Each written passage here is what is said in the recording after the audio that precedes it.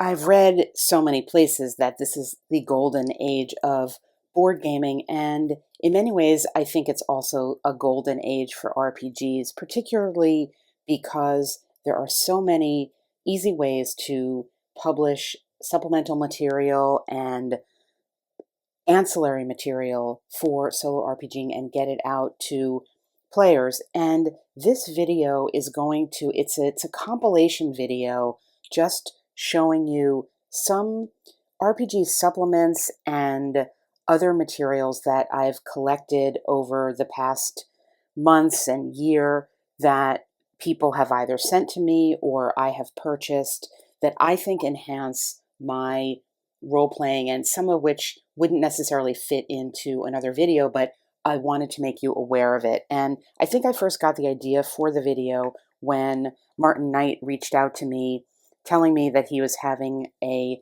new addition to the D100 Dungeon family. And if you watch this channel, you know I love this game system. I've done a bunch of videos on it, maybe more videos on D100 Dungeon than any other game, possibly.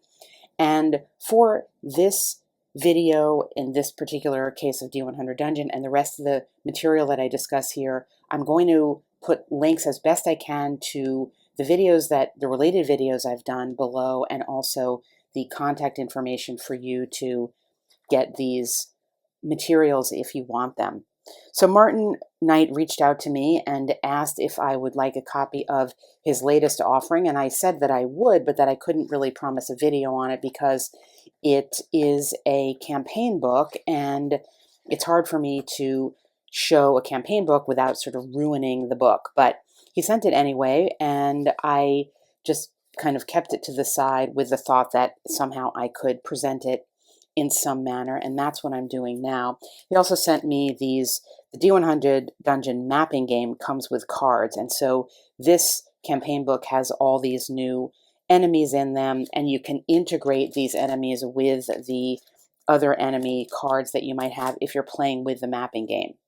This story follows the story that was, or the first campaign that was presented in the Adventurer's Companion, and that's the Goblin and the Goblet story, the Goblin and the Goblet. And like the Goblin and the Goblet here, you can play this campaign through, and that is what is suggested, but there are also a bunch of side quests that you can intersperse.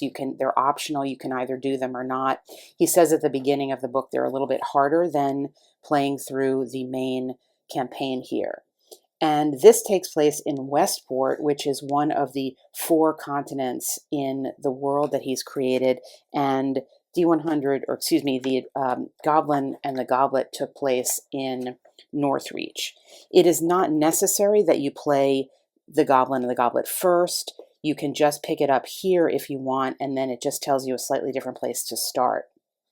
Additionally, this book offers a new rule, and this is sort of common to D100 Dungeon materials, which is that they're released with new content, but then also some new rules. And if you have all the books for D100 Dungeon, and here are, I don't know if this is all of them, this is many of them that I have, you will know that the rules are spread out among them. And I have asked the designer if he has plans to incorporate all the rules into one space, and so far he has said does not have that plan. But in this case, the rule offered, the new rule, is this martial artistry, and this is interesting because it gives a little variability to the combat. And if you've watched any of my other videos, you know one of my dings on the game is that I have felt that the combat is could be more well developed, and this is definitely developing it in a manner, an interesting way, in fact,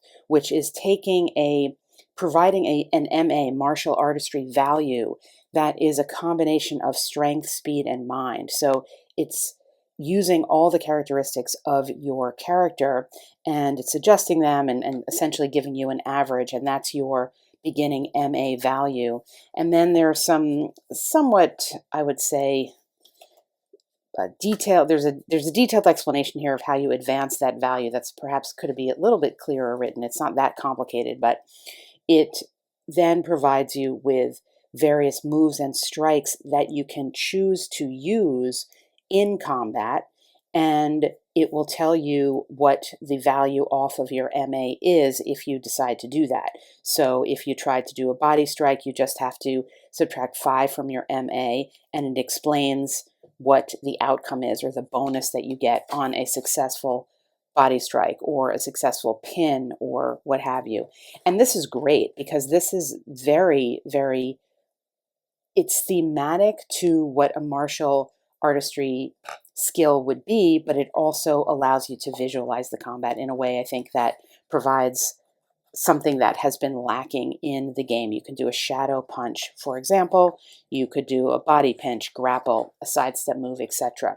There are also weapons. So the martial artistry, the basic rule here comes, this is obviously no weaponry, but there are also advanced weapons that you can get and use with your MA if you wanted to or had the ability to purchase them.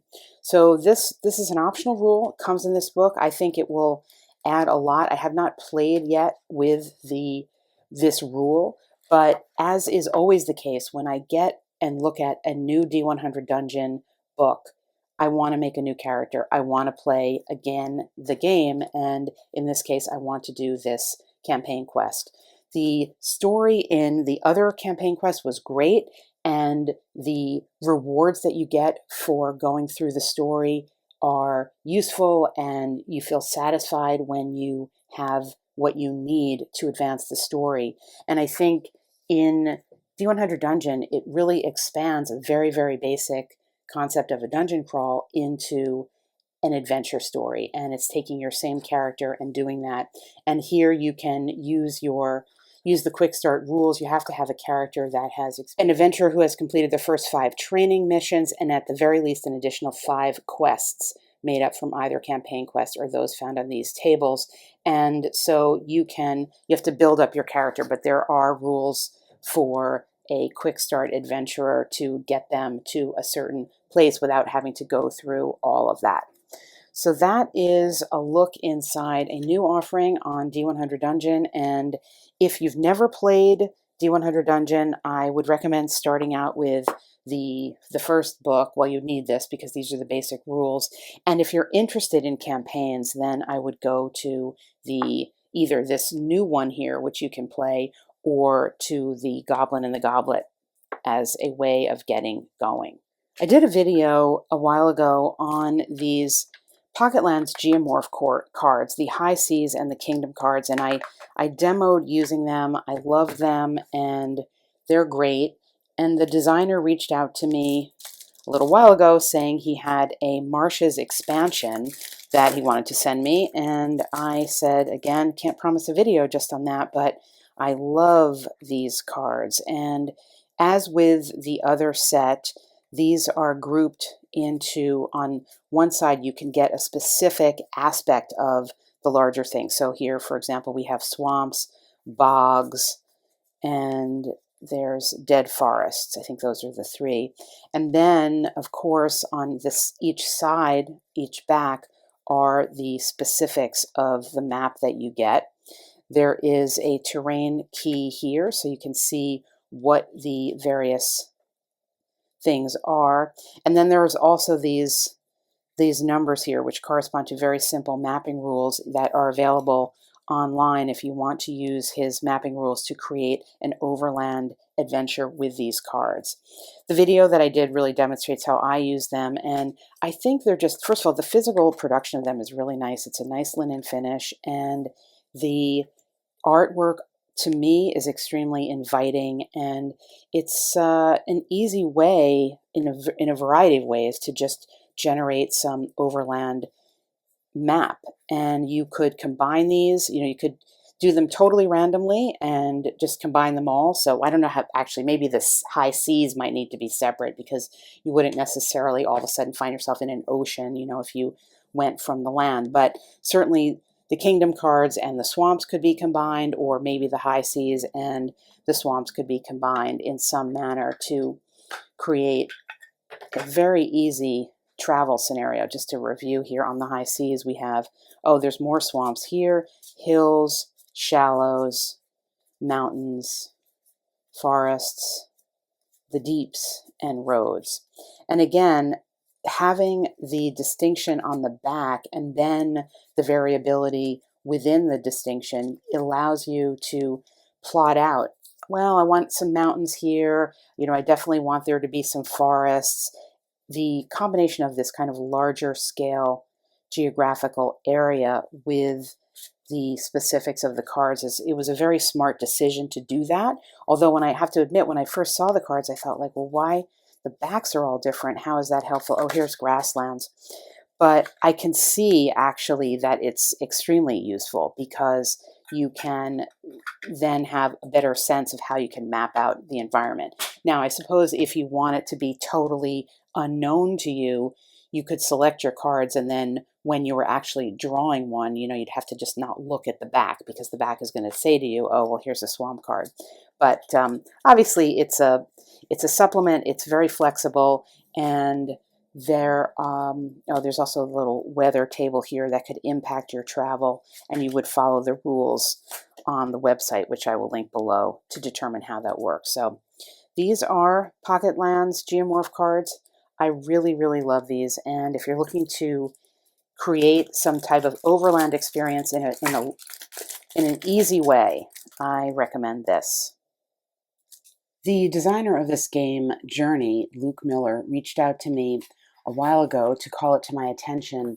And this is a lovely journaling game about creating a journey for yourself in your mind on paper and using prompts in this book. As he says on the back of this book, it's a solo role-playing game for creatives, world builders, and the uncommonly curious. You hold in your hand a tool of imagination, a vehicle of creativity that has the capabilities to guide you deeper into the ephemeral locations and spaces of your own creation. And it is, in essence, a series of prompts that allow you to create a world for yourself using your mind, using the prompts, and using some very basic components like a deck of cards and one D6 that you don't even really need the D6 so much. You will begin by, you can either choose or roll your D6 to focus on the aspect that you will be beginning with. In this case, I rolled archaeological, and it gives you just the very general suggestion of this, and then moving into the details of what you're exploring are what he calls waypoints, which are basically specific locations or aspects, he also calls them aspects, of your world. So I had rolled on, what did I say? Archaeological. So I would go to the archaeological section here, and using a deck of cards, and this is a clever way of giving depth to your outcome without having to have a huge randomizer or tables. You can see I flagged this page here, which shows that it's optional, but I would recommend not using it optionally, suit modifier. So you are pulling in a card, and just any random card here, so it doesn't really matter what it is. So I got a 2 of spades, and spades is this aspect is surprising to you in some big or small way, something completely unexpected. And then I would go to my archaeological number 2 here, and it's suggesting that I write about information on what is known about the people once related to this waypoint.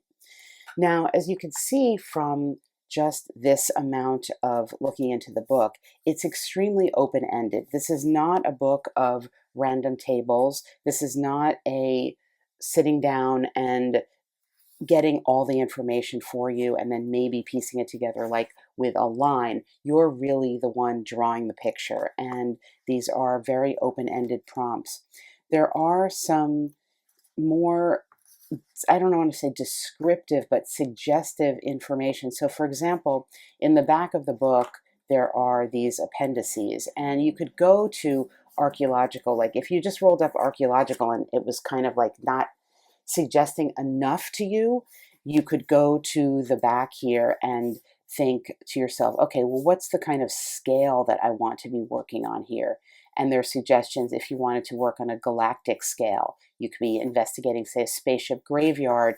And in that case, the little prompt here that we got, information on what is known about the people once related to this waypoint, would be more directive. But you would still very much have to be creating this on your own. So it's not holding your hand in that way.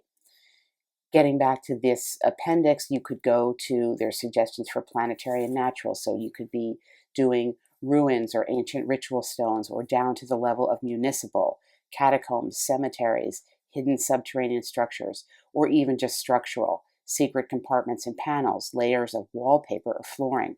What's very interesting to me about these appendices is the concept of scale, and identifying, as he does, the various ways in which scale is going to impact what you're describing and what you're looking at. And again, with the general rubric of something social, you could still have anything from the intergalactic trade hubs all the way down to grandma's kitchen table and everything in between.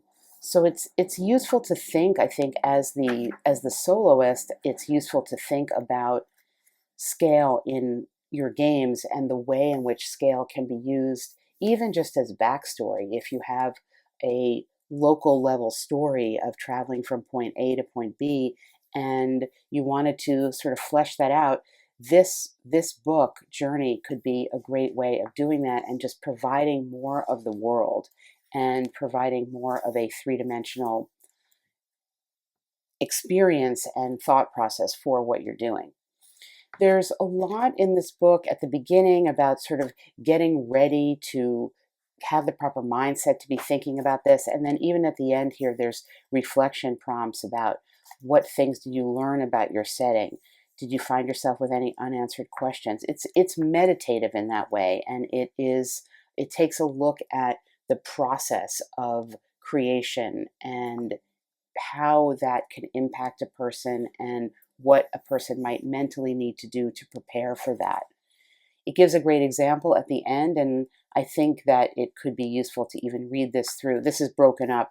These gray areas are also within the book to give examples, but I did read through this example to kind of get a sense of the way the author of this book was responding to his own material. There is a short random table here, a 2d6 table of random events. So if you wanted to, roll on something like that, you could do that. This is a much more familiar way. So in a 6 is your travel conditions change in some significant way that impacts your experience. But again, as you can see, it's extremely open-ended. It's meant to be open-ended, and it is open-ended. And it's a lovely design. It's pleasing to use and to look at. And if you're looking for something, it really does fulfill this mission. It's uses game-style mechanics and concepts to guide you through the roads less traveled in the worlds of your own creation.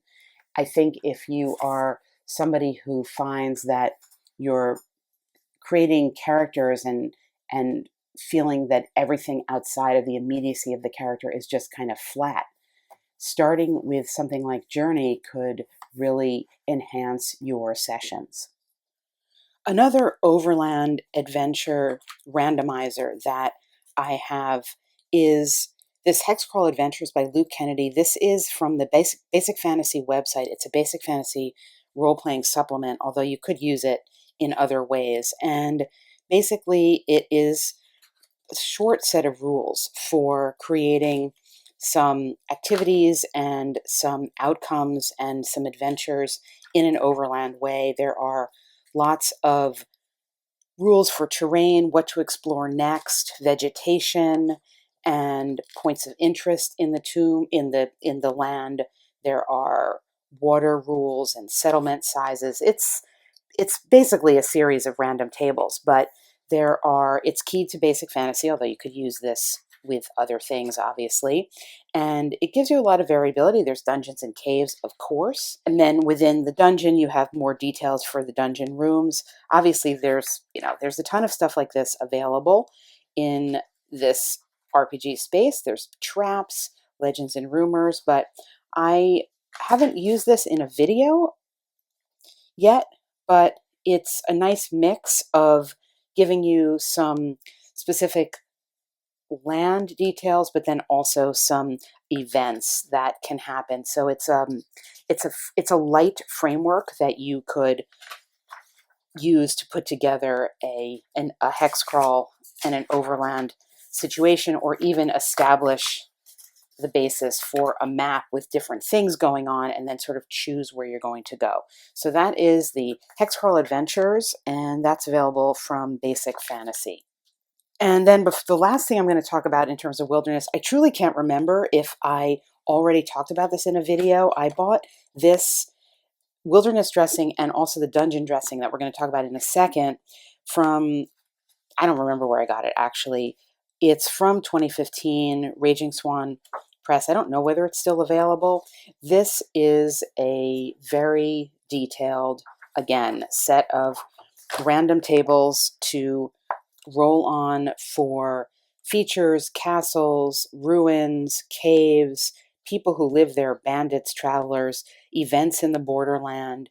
You can have frozen lands, forests, woodlands, farmland, plains, and also there's sea, coast. I kind of think I maybe did do a video on it because I'm remembering this piece of art actually. And as you can see, it is I don't know if they're all D100 tables, but you have minor events at the campsite, features. There's a ton of content in here. I just love this resource. And a leather scroll case and sheets of moldy paper lie partially buried amid the cave's earthen floor.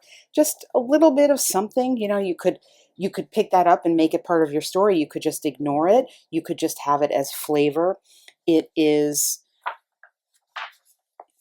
have here some minor forest events. A shower of normal cocoons falls on the party. Again, that could be just something that happens as part of a atmospheric traveling, or it could become something that is relevant to the story of your characters. And they also have sea rules here, which are, as I've said in other videos, I really, really do not travel by sea in my RPGs, and I feel like I should, because I think it's so underused, and it's like automatically, there's shipwrecks here.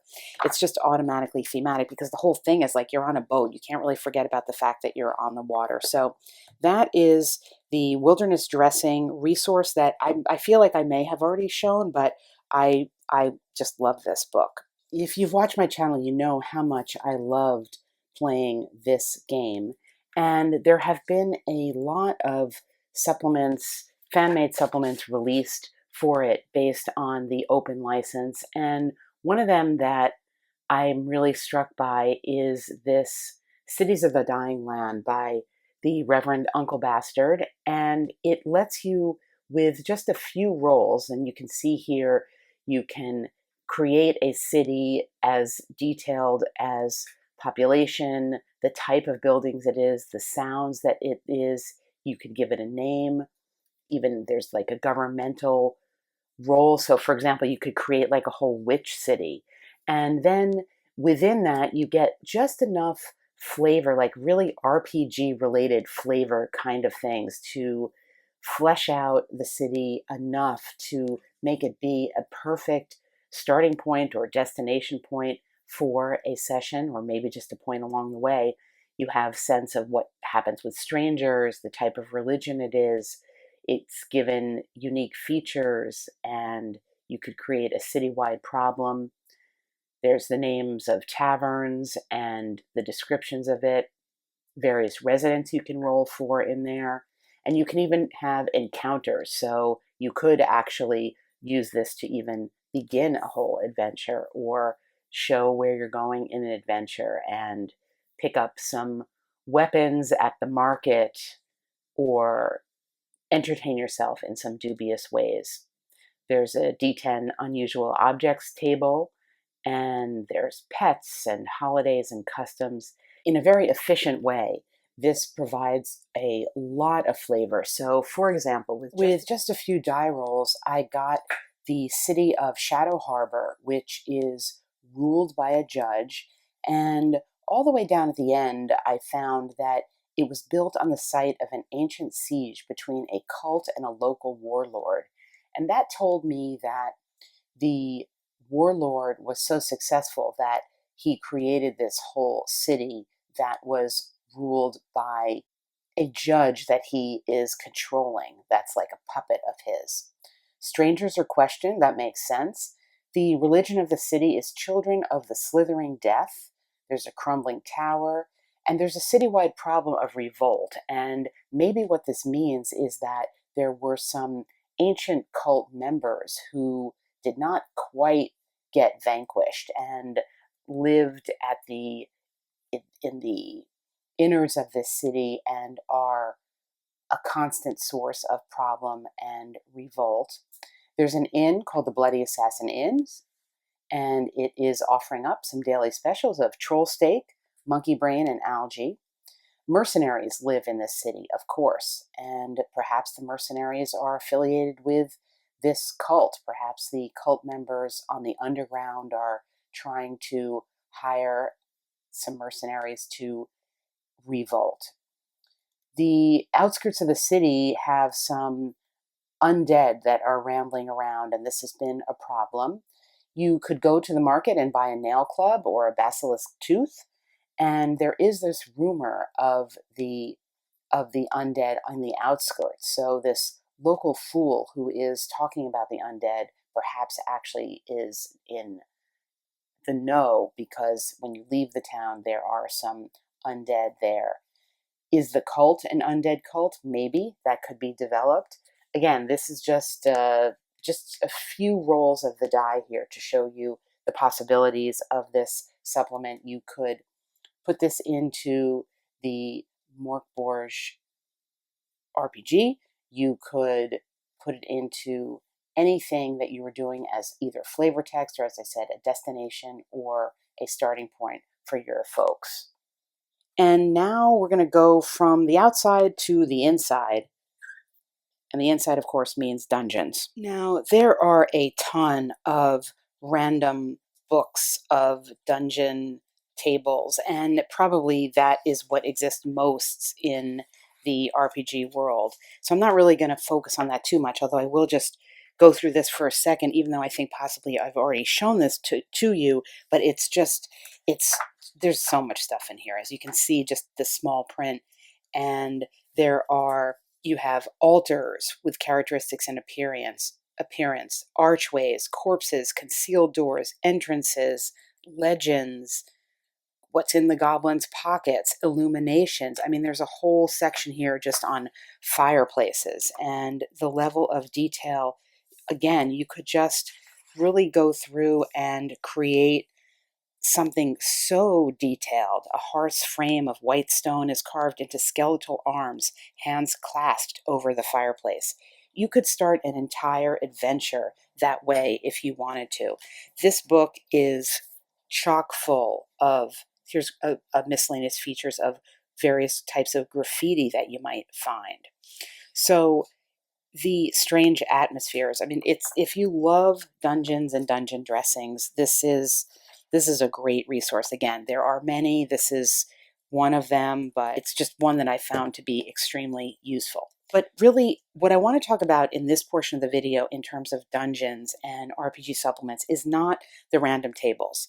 Rather, it is a type of supplement that lets you play a dungeon, create a dungeon with a story, and have some attachment to it.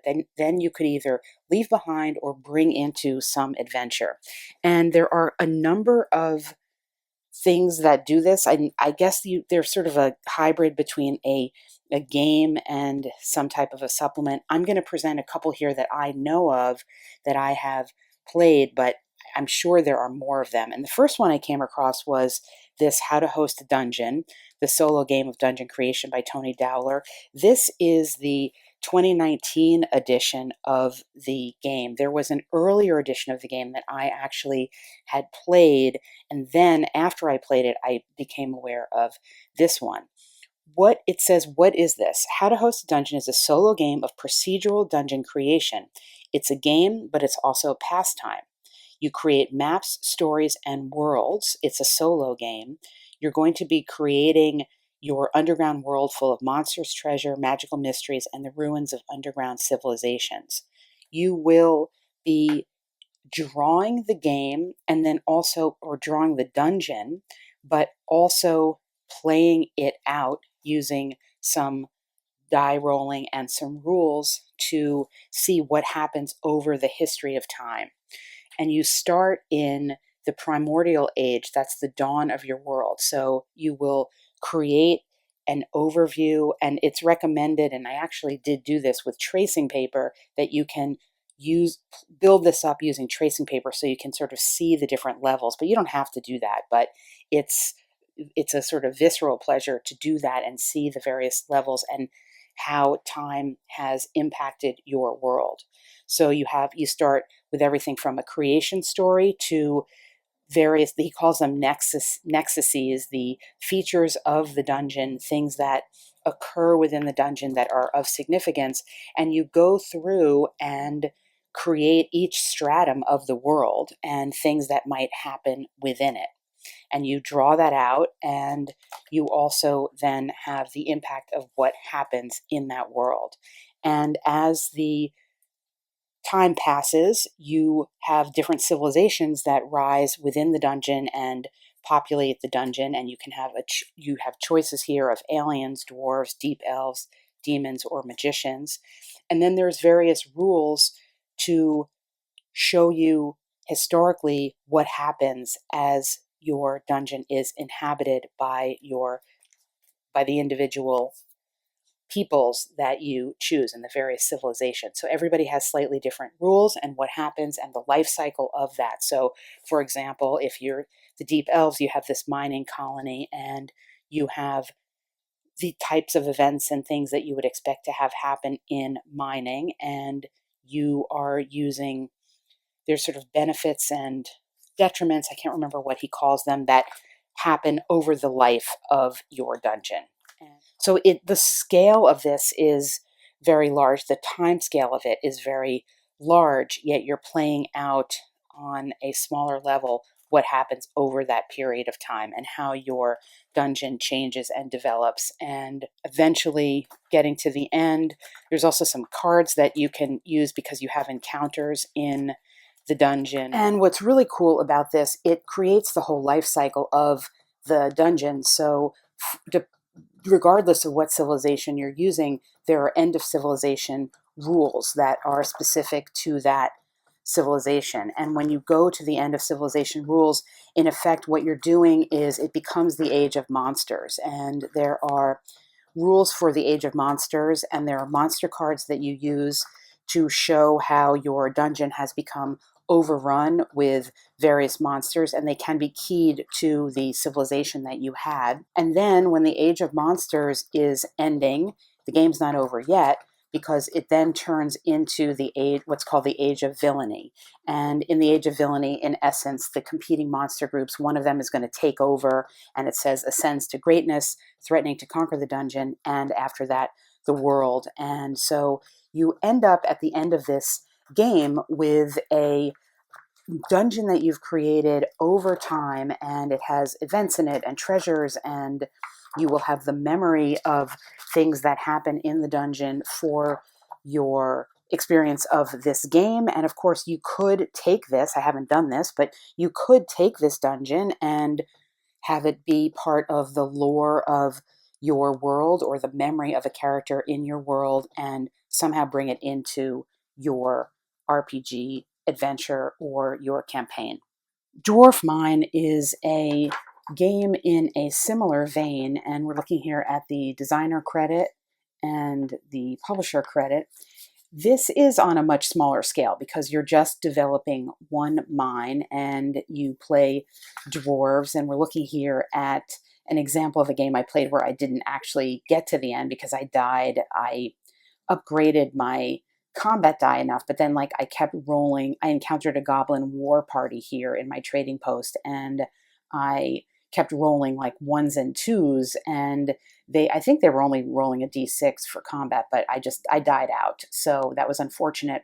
Basically what you're doing is you are starting out with a certain amount of gold, and you pay money to build rooms in your mine, and you make your decisions about what room you want to build based on the benefits or assets that the rooms give you. So I started out with a hovel that would increase my population, and then I built a barracks that would potentially increase my, not potentially, that would increase my combat die. So there's the die chain here. You begin low level D4 combat die, and you can go all the way up to a D20 if you live that long. And every turn you are paying for a room to get the benefits of the room. You're rolling for treasure based on the turn number it is and the level of the mine that you are in, and you're rolling on these treasure tables here. And you are mining your mine, and then you're doing a combat roll, and you're doing some combat. Now, the options here are prescribed for you. So you are making decisions. You're not sort of randomly generating something. You're making a decision based on how much gold you have to spend, whether you meet or don't meet any criteria for building that room, and then the benefits that you want to get out of that room. If you make it all the way down to level 4, you will be encountering a dragon, and there are not only the dragon rules in the combat roll tables, and actually that's a cave troll you could encounter, but there's what's called a little expansion that offers more variability with the dragons, and so you can encounter more than a dragon, it's called here. So it could be a dragon, stone folk, mother root, or a goblin invasion, and that gives a little bit more variability. And obviously the deeper you go, the more complex it is in terms of what you have to deal with. Hopefully at that point you have upgraded enough so that you're not rolling a d4 at that point for your combat.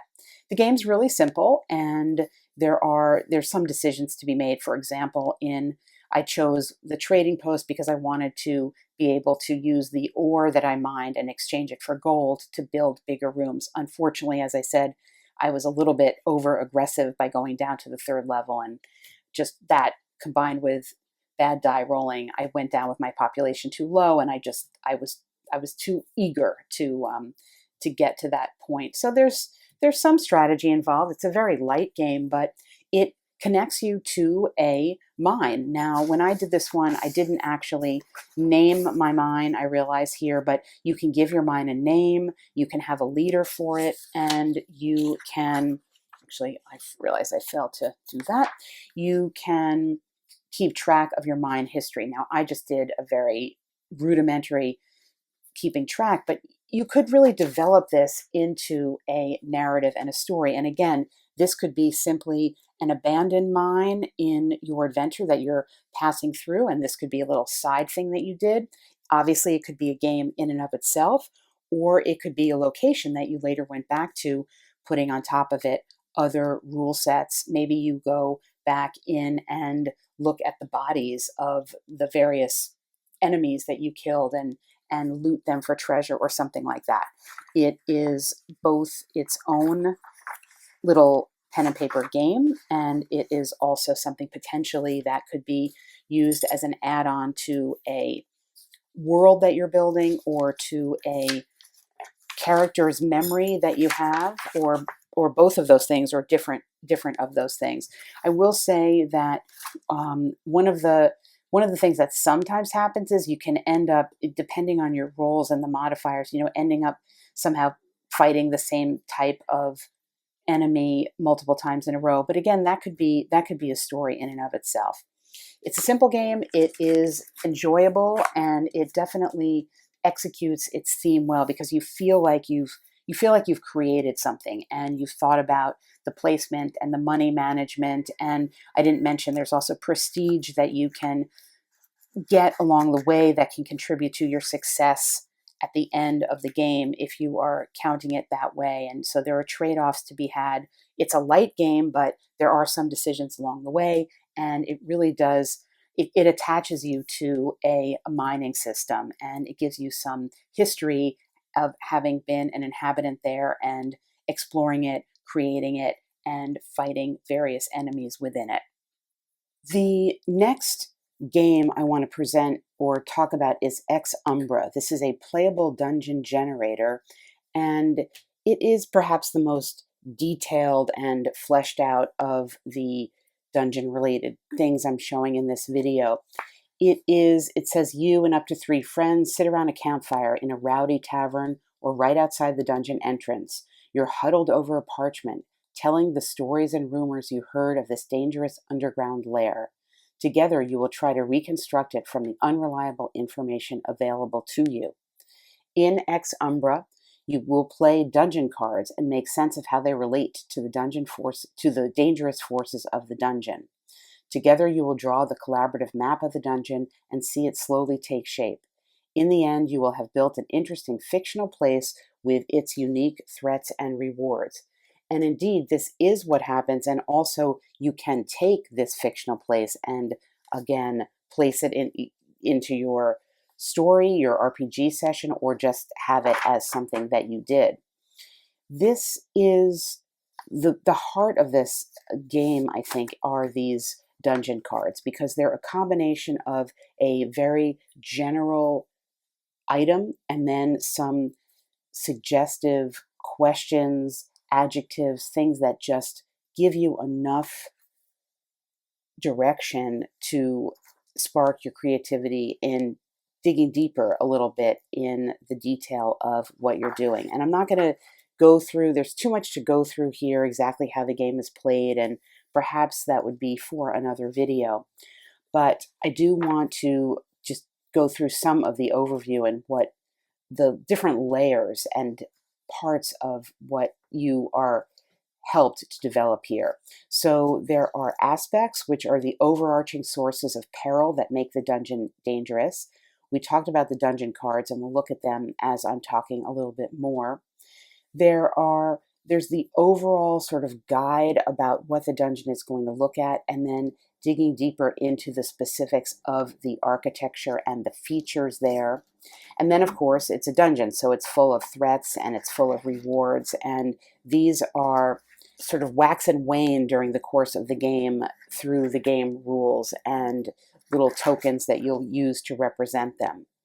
The other thing about the dungeon is there is the length of the game depends on the size of your dungeon, and during the course of your working through the dungeon and thinking about the dungeon, there's going to be one or more what are known as tremor phases, and those are in essence very big random events that happen that can shift the entire situation. So for example, if there was all of a sudden there's another entrance, there's another way into this dungeon. Has it always been there? What makes it different from the other entrances? Who's using it? Or there's a powerful ley line. A powerful mystical line runs through the dungeon. Unnatural phenomena, mutated creatures, or elemental manifestations are common along this ley line. How does it manifest? Where does it come from? So this tremor table functions almost as a GM if the RPG itself was just about creating the dungeon, which of course it is, to put something in there that is unusual that you have to deal with and that you becomes then part of the history of the dungeon that you have created.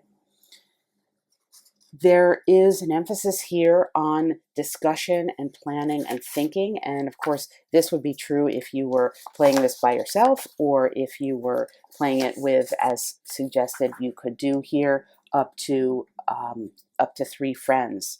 I think what's interesting about this game and this designer's other game, Novo, which is a city generating game, is that it is a procedural generation of the dungeon at the same time as you're inhabiting it, and it is alive and things are happening. So it is contemporary to, as you discover it, things are occurring in it, and yet you're left with the feeling of something that you've discovered and explored and is its own thing that you could then take and put into a session that you were doing, or just again have as the memory of a character. Perhaps this is where your character came from at the beginning of the session, and maybe something that happens here would impact your current session.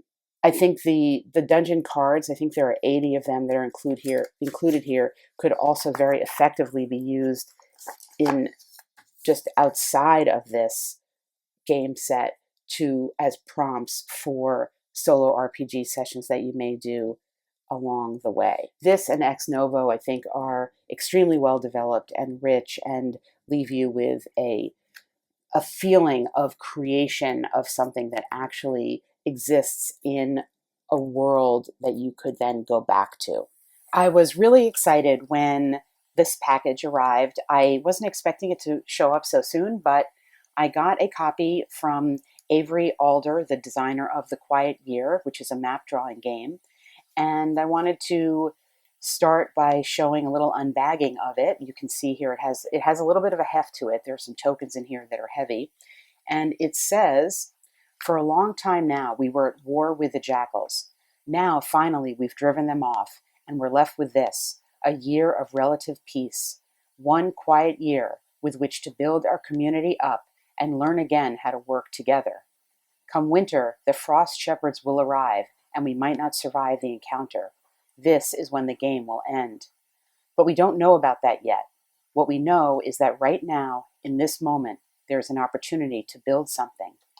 The Quiet Year is described as a map drawing game for 2 to 4 players.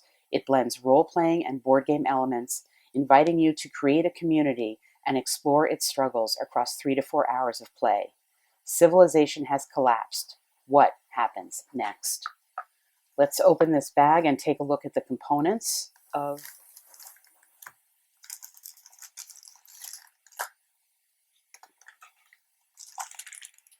we have some D6s and a bunch of really cool looking tokens, little skulls, and